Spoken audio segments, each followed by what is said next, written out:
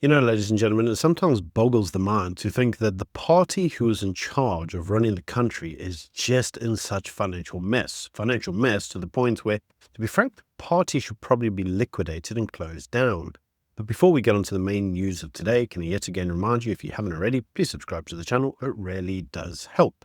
So let's get to the news. Well, the first news is that Mbalula, that's Fikile Mbalula, says that corruption has become the party's defining stigma. He says bluntly, if you look at the mess we're in, especially with tenders, he acknowledged that the ANC is now blamed even for things that I don't know about, and underlying a total collapse of public trust. He condemned members trading influence for kickbacks and says, those who say, if you sign here, I'll give you this much, they must go.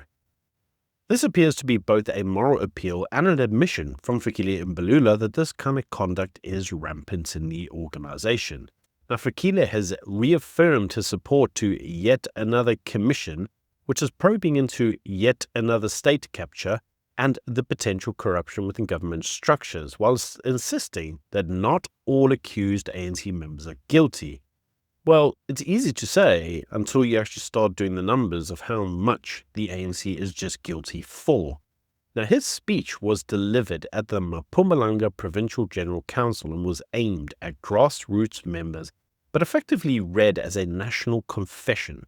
The ANC step-aside rule meant to suspend indicted members as failing due to internal resistance, and that's just because of how many of them would effectively have to step aside. Would effectively mean that there's no one actually left to drive the train. Fikile went on further to say that he admitted that the ANC had lost its moral compass, although many would argue, well, when was that it actually had one? In any case, he said that leaders were misrepresenting the organization for personal entrenchment. Now, all of this coincides with the ANC's financial meltdown. For those of you who don't know, the ANC had their bank accounts frozen, and their headquarters have now been stripped of numerous items for failing to pay a High Court judgment in favor of Zilweni Investments, which apparently the ANC owes them some 85.5 million rand for its 2019 campaign materials. Now, as you'll know, if you watched my videos last week, the court sheriff seized computers, furniture, and kitchen appliances worth around 140,000 rand from Loot Freely House. Well, as you know, that's the ANC's iconic Johannesburg headquarters, although if you actually look at the streets where it's located, it's pretty much a shithole. In any case, the Treasurer General, Gwen, described the situation as an existential threat, saying that freezing the accounts has effectively paralyzed the party's entire national operations. Now, her approach to this was actually rather telling, and it's exactly why we have problems with the ANC. Now, she submitted an affidavit because she's trying to get their accounts unfrozen. And in these affidavits to appeal to the courts to do an emergency relief and unfreeze the accounts, she effectively says that the ANC cannot pay salaries to hundreds of employees across all provinces. It can't pay its utility bills, its rentals, or its telecommunications accounts for their officers. It says that creditors and service providers are all going without being paid, and this is exposing the party to yet again further lawsuits. She also said that public representatives' stipends are being impaired, and this is actually stopping them from being able to fulfill the functions of an MP or ward councillor. Now, Gwen has warned that this is causing irreparable harm to the party's ability to participate in democratic life, arguing that this is not merely a commercial dispute, but rather an attack on the Constitution itself. It's amazing how, when the ANC screws things up, all of a sudden it's a attack on the Constitution, and somehow the ANC should be guaranteed a place in democratic life, even when it's looting the state dry, it's not paying its debt, and it's not acting as a good, sound financial institution.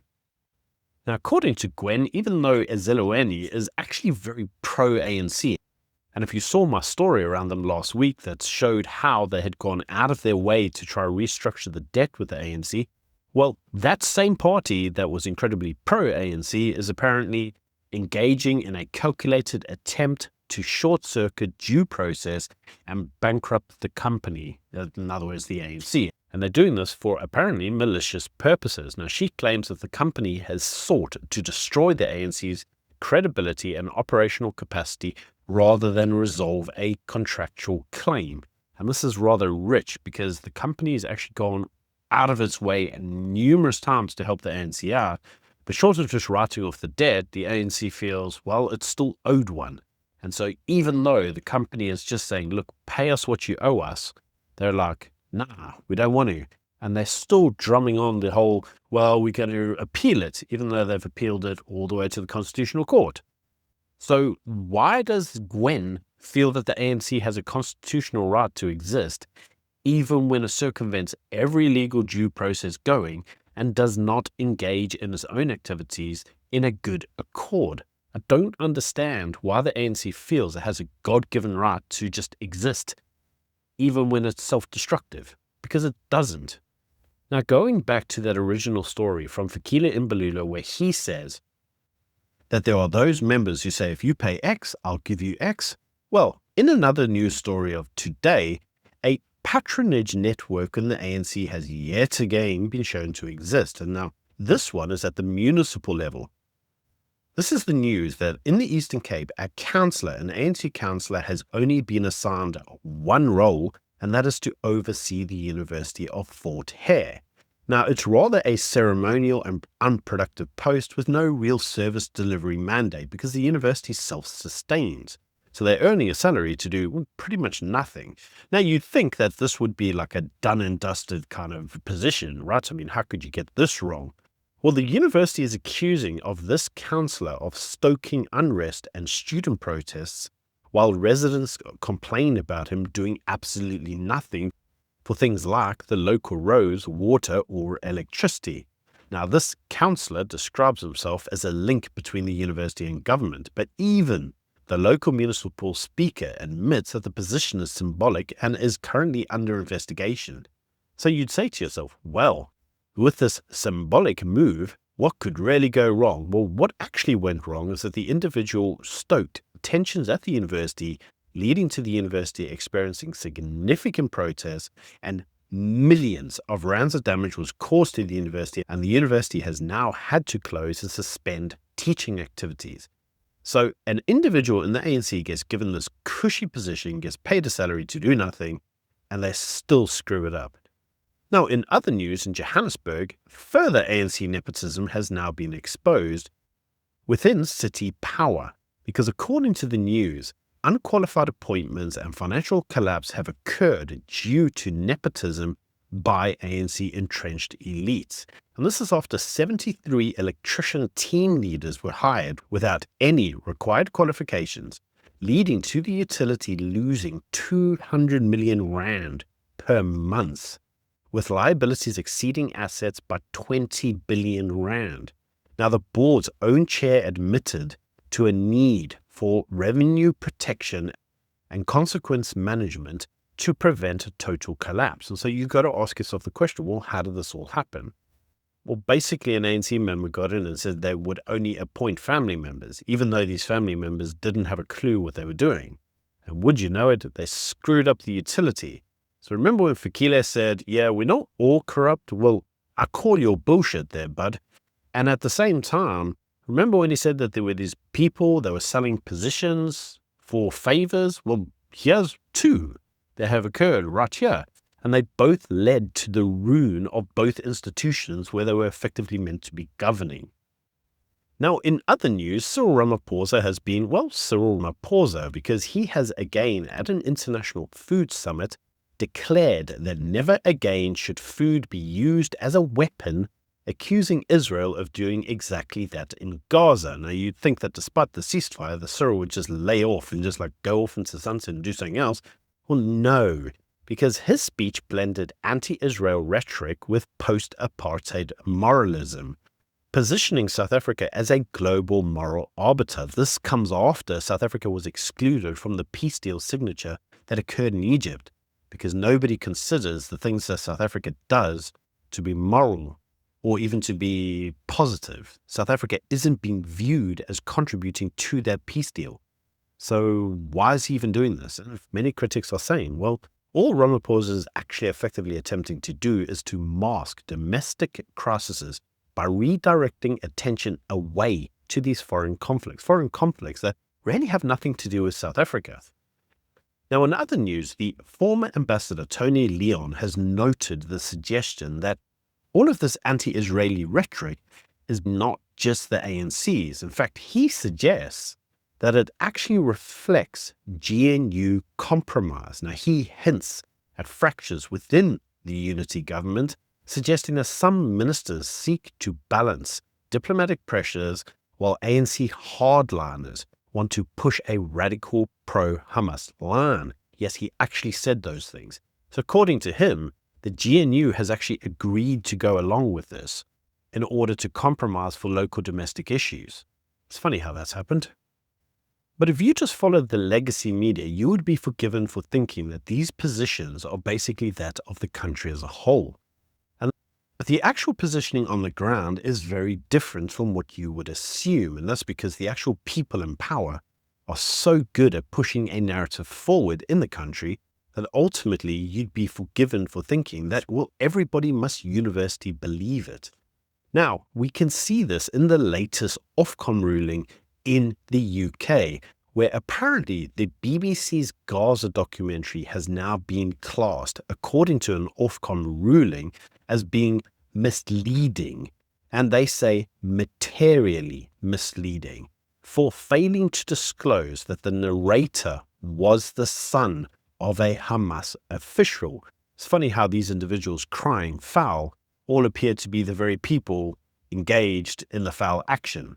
In any case, the watchdog called it a serious breach of trust that undermines public confidence in the BBC's reporting on Israel.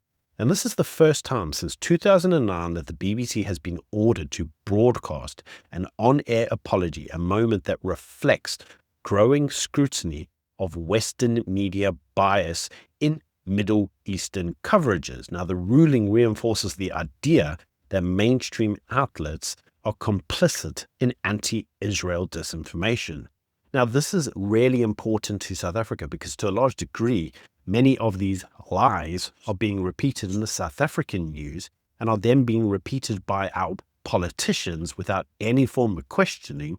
And that repetition of the narrative means that they've got something to talk about. So the talking points aren't resting on the degradation of the South African state, but instead are focusing on foreign conflicts that have nothing to do with South Africa. Now, we've actually got two examples of this, and the first one comes in the story of Greta Thunberg, who alleged that she was beaten, denied water, and was held in poor conditions after her arrest during the Gaza and floaty-boaty interception. Now, Israeli officials and detention records deny any form of abuse, saying that she never reported mistreatment whilst in custody. And actually, the Swedish media noted that the reason she was detained in Israel for longer than she should have been is because she refused to sign her own release papers, which extended her own detention. Now, she did that deliberately in order to frame herself as being a brave critic of Israel. I mean, it's basically a stunt built on lies in order to create this global brand as a freedom fighter. But you see, this is what these individuals do. Now, if the news was actually being honest with everybody, there is something really important that they would have focused on last week that, to be honest, you really should have known about. And this is that the United Nations Shipping Agency proposed a global carbon taxes on international freight to fund climate initiatives. Now, this is important because this is the first time that the UN has effectively attempted to put forward carbon taxes. Now, where have we heard that before? Apparently that was a conspiracy right-wing propaganda piece that I heard wasn't really happening. And they've now tried to push it forward and actually make it happen. It's amazing how that never made the news. You know, Greta did with her lies and her fake activism, but this wasn't reported at all. Now, the US, led by Donald Trump and Marco Rubio, actually halted the vote, calling it a massive UN tax on American consumers. Now, the majority of members agreed to delay the plan for a year, so it's not dead, which effectively allowed a temporary US victory. But it's important to understand this isn't dead, it's simply delayed. Now, supporters call it a stand for sovereignty, whilst opponents warn that it undermines global climate cooperation. So we'll see how long it takes Greta to jump back on that and start crying about the climate again, although it seems that the climate doesn't pay that much money anymore, and so let's just keep doing the whole gauze and bull rubbish. But it's important to understand that the narrative shaped around people's opinions on these are being led by political parties that clearly have an ideological bend in order to self-promote or self-enrich. Talking of which, let's move on to the last news story, and this is the news story that the Nelson Mandela Foundation has announced Francesca Albanese, the UN Special Reporter on Palestinian territories, as their 2025 keynote speaker. Now, for those of you who don't know who she is, well, she's the sanctioned UN executive that the US sanctioned for being anti-Israeli and anti-Semitic. If you've actually seen any of her speeches, some of them are pretty on the nose. But individuals are starting to notice that the Nelson Mandela Foundation's form of anti-Semitism and their actual anti-Israeli position is now so on the nose it's hard to ignore. Now, past speakers at the Nelson Mandela Foundation's talks have included Barack Obama and Bill Gates. So it's meant to be a global prestigious event to go and have these talks. But the inclusion of Francesca has drawn criticism, especially given South Africa's vulnerable position currently with the United States, and the question being raised of why are you yet again siding with another sanctioned, undesirable individual in South Africa, further weakening South Africa's position. This all on the back of the news that the United States has restored 2 billion rand in PEPRA funding to South Africa after a huge diplomatic turnaround. Now, this reversal follows months of tension over corruption and transparency in the health department, because they're sending money here and it's just going through to Johnny Walker Black Labels and another Lamborghini. But Washington made the decision both as a financial reprieve and a strategic signal to South Africa that South Africa is still indispensable, even if it is an unreliable partner in Africa. So you'd think that at the moment, the government, the ANC stooges, would at least be a little bit compromising to the United States and attempt to at least get somehow on their good side. But nope. Here, yet again, we have the ANC espousing rhetoric against the West, all whilst demanding that the West provide aid and trade to keep critical programs alive, all whilst the ANC continues to denounce them and call for their destruction. It's very bipolar. But you see, the ANC is only doing all the ideological stuff because that sounds good from the media's perspective. The media get to write stories that somehow make them sound like they're this moral arbiter, but they're not. What they're actually doing is just redirecting from domestic issues, because the ANC domestically is a freaking disaster. In any case, these are just my views. Do let me know what you think in the comment section below. Until tomorrow, bye.